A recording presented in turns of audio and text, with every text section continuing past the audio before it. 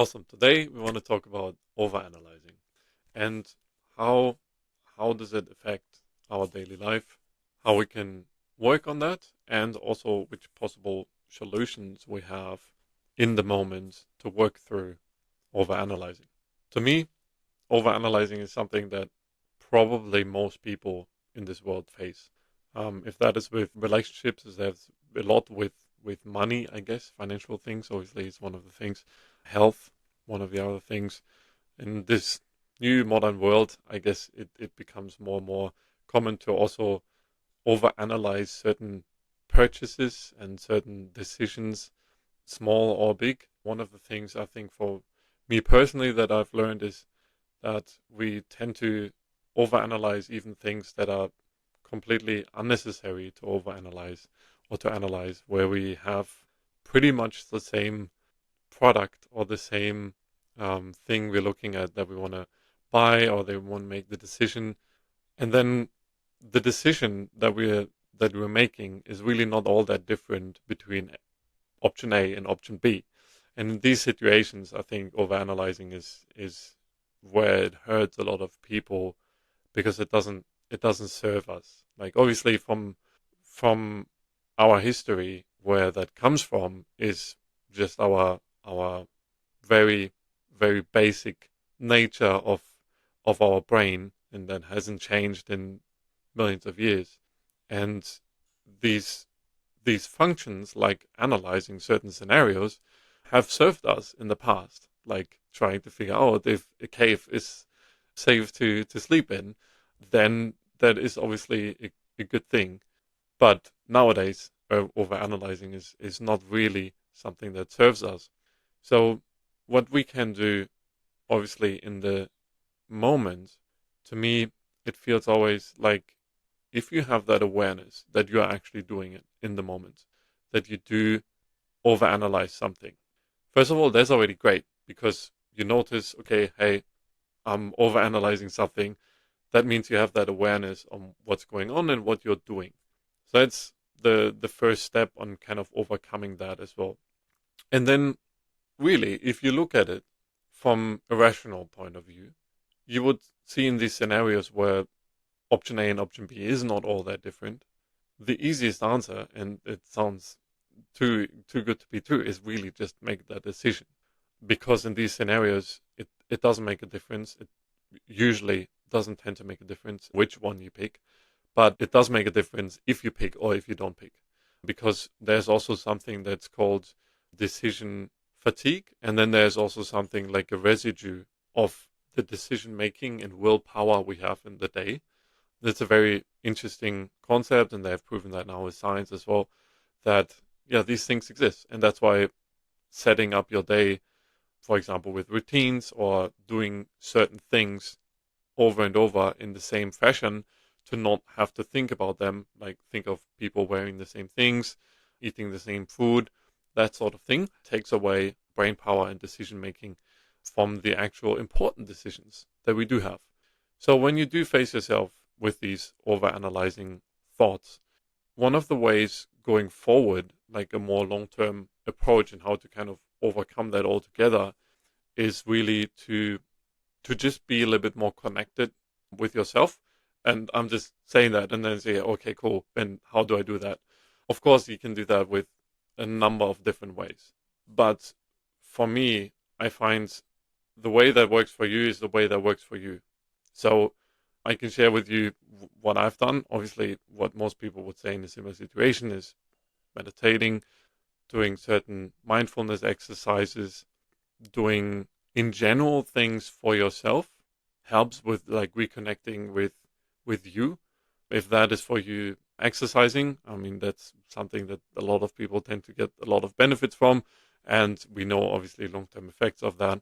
So it's probably something you should do regardless. But if that's something you can do for yourself, if that's massages, if that's going out in nature, there are a lot of different things that most people would get benefits from. And then what I can say about bringing that more close to your higher self, to your deeper self. There are a lot of labels and names for these things. Probably a topic for another video. but essentially how you can connect more to what you really want.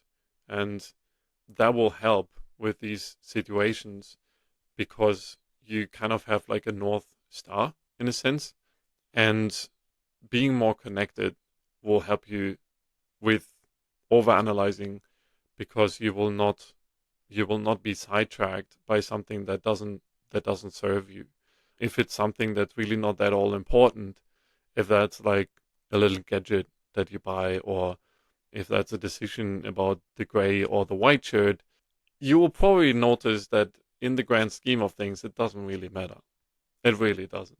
And if you then just go with the decisions that you just like, without that's the all in thought, trying to figure out what is the best decision, what is the right thing that I should do here.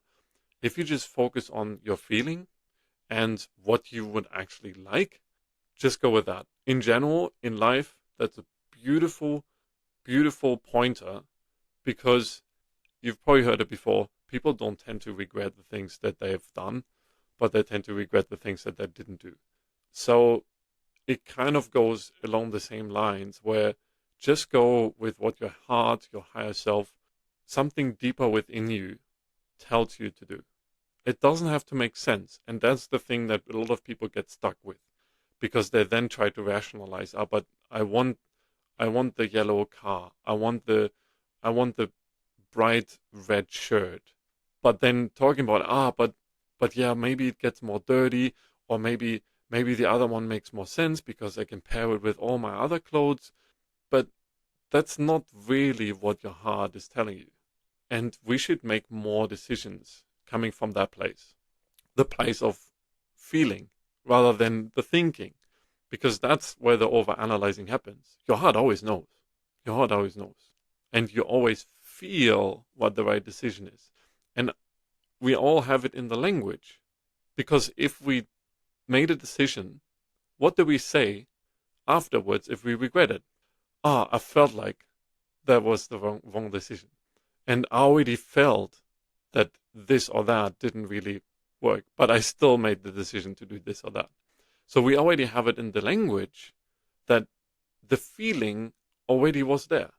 And that's what we should cultivate and focus on to really avoid these overanalyzing situations. And that's where a lot of the fun stuff in life happens because we just explore. And that's that childlike curiosity that we bring out because we just do things because we felt like it. It didn't make sense, and you can't even rationalize it. And if someone asks you, why did you do that? And you're like, I don't know. I just felt like it. And I think these are also people, when you talk to people that do live life like that, they're very interesting. And I think that's something that a lot of people unfortunately lose because of society, because of parents, because of social norms, a lot of different factors that tell us to go away from that childlike curiosity and, yeah, that wonder, that just that awe and wonder that we were all born with and that we all cherished as kids. And that's what we as adults connect with and really enjoy in kids, but not bring that back to our life. It's something that's very unfortunate, really, in nowadays world, because we do see that, but we just don't bring it back to our own life. And if you start doing that, going back to the overanalyzing, just go with your feeling. And it is easily said, yes. And it does take some practice, of course, but you will notice over time more and more of these decisions will only not bother you so much because you notice, hey, okay, so what? Then I made the wrong decision and I can do another one. That's actually another last point on this is that you find out that most decisions in life are reversible. There are only a few decisions in life that are irreversible, truly irreversible. And once you notice that, then that takes a lot of weight off these decisions. If you can ask yourself the question, is this decision reversible? Because if it is, that means, okay, then let me just make the decision. And if it isn't right, I can always correct it later on. And there's also a saying that recently came into my life because of my partner. And she said, don't make the right decision, make the decision right. And then the other part is also that we need to allow ourselves to make mistakes. And that goes hand in hand with that childlike curiosity and awe and wonder and just being playful with life. That's one of the things that showed up to me a lot in meditations and just in life. Somehow I felt like playfulness is something that's quite important, not just to me. I feel like to a lot of people, it's something that adds a lot of value to a lot of people's lives if they would implement that or bring that back. Because again, it's something we have all done when we were younger. And it's that allowing of mistakes and hey, I'm just here. I'm doing the best that I can do with the information that I have, and I make mistakes. And that was one of the most liberating things in my own life. And I know it is one of the most liberating things for a lot of people if they come to that realization and actually take that on. Because we all take ourselves way too serious, especially as adults. And we really don't need to overanalyze all these things because we think that, oh, what would this person think? What would that person think? What would society think? Well, essentially, what I also found out is most people don't really judge you for these things anyway. If they were to judge, and that's always something I always said to people, if other people judge you for a decision that you made, it actually tells you more about them than it tells them about you. Like if someone judges, usually that's a sign of their own insecurities rather than that you did this or that wrong or you did the wrong decision. So that's really not something that we should really spend any time and energy in going into. One of the things that I find is brings long-term solution to that topic of overanalyzing is really these two things. Bringing that childlike curiosity and wonder and awe back into your life and allowing yourself to make mistakes and remembering that most decisions in life are reversible. So it's okay if you not made the decision that was the best. That is fine because most of them you can reverse. And that's something to always keep in mind and allow yourself to make mistakes and just be playful with everything. It's like, oh, that didn't work out. Okay, then let me try this other route. And it's that not only over analyzing, but then also beating ourselves up on the wrong decision that gets us stuck in so much time and energy wasted in that is not really serving us. Like it doesn't help us at all. So these are kind of the thoughts and the pointers that I can give you. And one thing I want to just wrap this up with and like bring this to a close is that essentially all things are just pointers that I'm sharing with you here. Everything always has to be integrated by you. And that's one of the things that I've learned more and more, that you can not really share wisdom or teaching of this matter. You can only point towards it that the person has an understanding to then go through the experiences that then lead to these insights. And that's what I want to leave you with. And I hope you have a wonderful day and until very soon.